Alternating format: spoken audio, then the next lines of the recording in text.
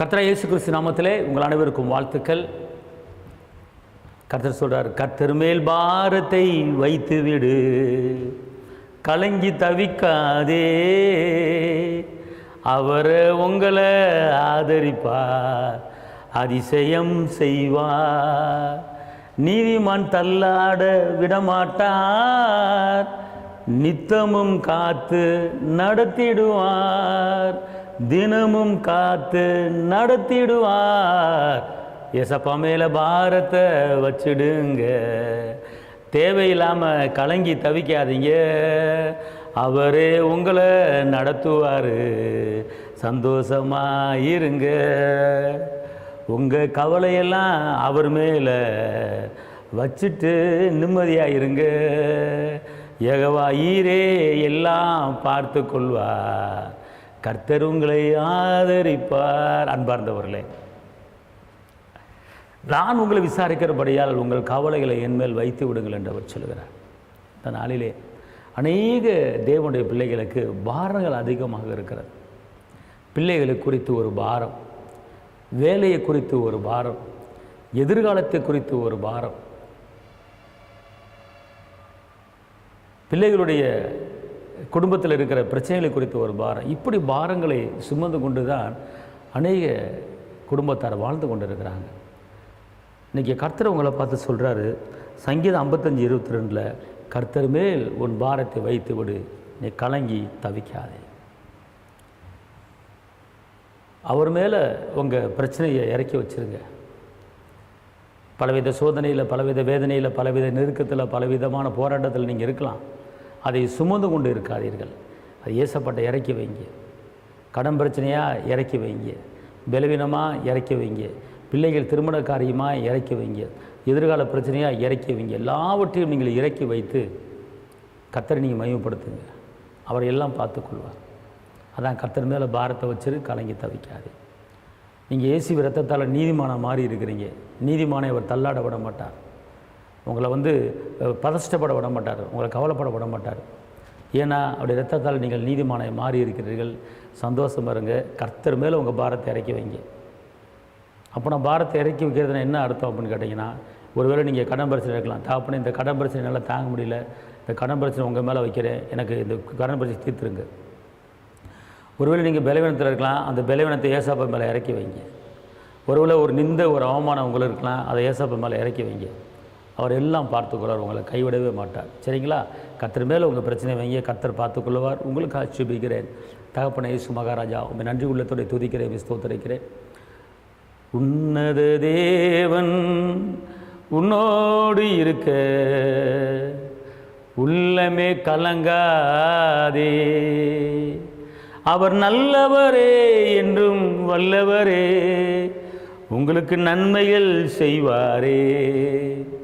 அவர் நல்லவரே என்றும் வல்லவரே, உங்களுக்கு நன்மைகள் செய்வாரே. உன்னத தகப்பன் உங்களோடு இருக்க உள்ளமே கலங்காதே. அந்நாளில் தம் பாதம் அமர்ந்த அந்நாளில் ஜெபம் கேட்டா, அனாதையாய் திரிந்த அந்த ஆகாரின் ஜெபம் கேட்டா, அந்த ஆகாரின் ஜெபம் கேட்டா. உன்னத தேவன் உங்களோடு இருக்க தேவையில்லாமல் கலங்காதீங்க. அதிசயங்களை அவர் செய்வார், அற்புதங்களை அவர் செய்வார், நீங்கள் கலங்கவே வேண்டாமே. இயேசு எல்லாம் பார்த்து கொள்வார், இயேசு எல்லாம் பார்த்து கொள்வார். கொஞ்சம் சிரிச்சுக்கிட்டு இருங்களே, கொஞ்சம் சந்தோஷமாக இருங்களே. மூஞ்சிய தொங்க போட்டு உட்காராம கொஞ்சம் ஃப்ரெஷ்ஷாக கலகலன்னு இருந்துடுங்க. சிலுவையிலே செய்து முடித்து விட்டார், சிலுவையிலே செய்து முடித்து விட்டார். எதை பற்றியும் யோசிக்காதீங்க. தரித்திரத்தை சிலுவையிலே செய்து முடித்து விட்டார். கடன் பிரச்சனை பற்றி கலங்காதீங்க. பலவீனத்தை சிலுவையிலே செய்து முடித்து விட்டார். சரீரத்தை பற்றி கலங்காதீங்க, நிந்தைகளை போக்கி விட்டார், அவமானத்தை போக்கி விட்டார் சிலுவையின் இரத்தத்தாலே. கலங்காதே கலங்காதே, கர்த்தர் உங்களை கைவிட மாட்டார். உலகத்தின் வெளிச்சம் நீங்க, எழுந்து ஒளி வீசுங்க. நீங்க உலகத்தின் வெளிச்சம், நீங்க எழுந்து ஒளி வீசுங்க. நீங்க மலை மேல் இருக்கிற பட்டணங்க, நீங்க மலை மேல் இருக்கிற பட்டணங்க, ஏங்க நீங்க கலங்குறீங்க? கீழே பார்க்காதீங்க, அப்பாவை மேலே பாருங்க. அதிசயத்தை செய்திடுவார், அற்புதத்தை செய்திடுவார். உற்சாகமாய் இருந்திடுங்க. இரத்தத்திலே எல்லாவற்றையும் முடித்து விட்டார், கலங்க தேவையில்லை. அவர் உங்களோடு இருப்பதனா, அவர் உங்களோடு இருப்பதனா சந்தோஷமாக இருந்திடுங்க, சந்தோஷமாக இருந்திடுங்க. சிலுவையிலே மீட்பை வாங்கி தந்தாரே, அதை கொஞ்சம் யோசித்து பாருங்க. சிலுவையிலே பாவத்தை மன்னித்தாரே, அதை கொஞ்சம் யோசனை பாருங்க. சிலுவையிலே தரித்திரத்தை முடிச்சிட்டாரே, அதை கொஞ்சம் யோசனை பண்ணி பாருங்க. சிலுவையிலே சமானம் தந்தாரே, கொலை செய்து 1:20 படி, அதை கொஞ்சம் யோசனை பண்ணுங்க.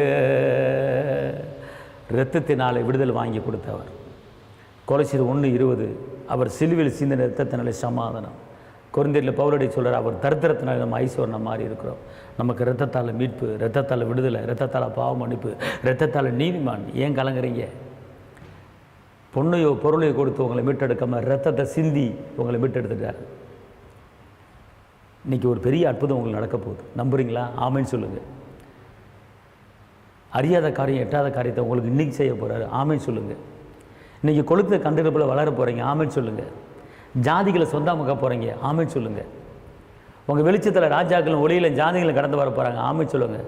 நீங்கள் பிள்ளைகளையும் சமானத்தை பார்க்க போகிறீங்க. ஆமைன்னு சொல்லுங்கள். உங்கள் சந்ததி பெருக போகுது. ஆமைன்னு சொல்லுங்கள். நான் சொல்ல ஆமைன்னு சொல்லி பாருங்கள், அப்படியே உங்களுக்கு நடக்கும். நீர்க்கால ஓரமே நடப்பட்ட இலை உதிராக்கிற மரத்தை போல் நீங்கள் செலுத்தி இங்கே வளர போகிறீங்க. கர்த்தர் உங்களை அமர்ந்த தண்ணீரில் கொண்டு போய் விட போகிறாரு. ஆமைன்னு சொல்லுங்கள்.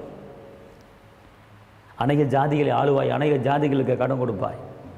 ஆமைன்னு சொல்லுங்கள். உங்கள் துக்கம் இல்லாமல் சந்தோஷமாக இருக்கும். தைரியமாக இருங்க. நான் செபிக்கிறேன். ஏசப்பா, இந்த வார்த்தையை கேட்டுக்கொண்ட ஒவ்வொரு தேவ பிள்ளையும் மேலே உங்களுடைய வல்லமையும், உங்களுடைய மையமையும், உங்களுடைய கிருபையும், உங்களுடைய அற்புதமும், உங்களுடைய அதிசயம் கடந்து வரட்டும். ஆசீர்வதிங்க. இரத்த கோட்டைக்குள்ள மறைத்துக் கொள்ளுங்கள். இயேசுவின் நாமத்தில் பிதாவே, ஆமென். ஹல்லேலூயா.